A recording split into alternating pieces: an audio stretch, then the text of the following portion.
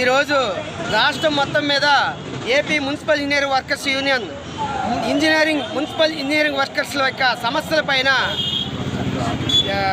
ఉద్యమం పోరాటం అయితే 58 రోజులుగా ఏపీ రాష్ట్రం మొత్తం మీద జరిగింది. ఇక్కడ శ్రీకాకుళం నగరపాలక సంస్థ 51వ రోజు ఈరోజు.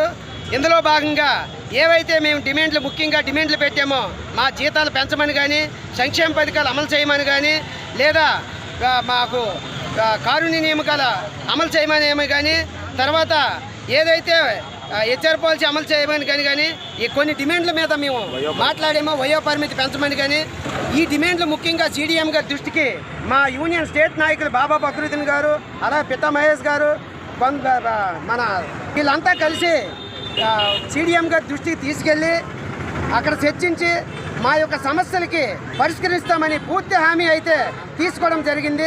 ఆ మంత్రి ఉపసంఘము ఏర్పాటు అయింది.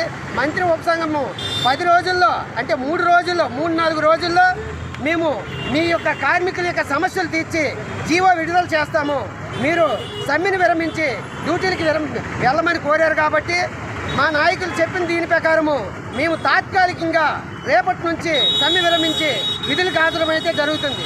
కానీ ఏవైతే మా డిమాండ్లు ఉన్నాయో 15వ తేదీలోపు ఒకవేళ నెరవేర్చకపోతే 15వ తేదీ నుంచి మళ్ళీ రాష్ట్రం మొత్తం మీద ఏపీ ఇంజనీర్ కార్మికులందరూ ఉద్యమ పోరాటం కట్టి మరింత తీవ్ర రూపంలో ఉద్యమంకి ముందుకు జరుపుతామని ఈ మీడియా ముఖంగా తెలియజేస్తారు. నా పేరు Eduralu Shyamalarao, municipal engineer workers union president.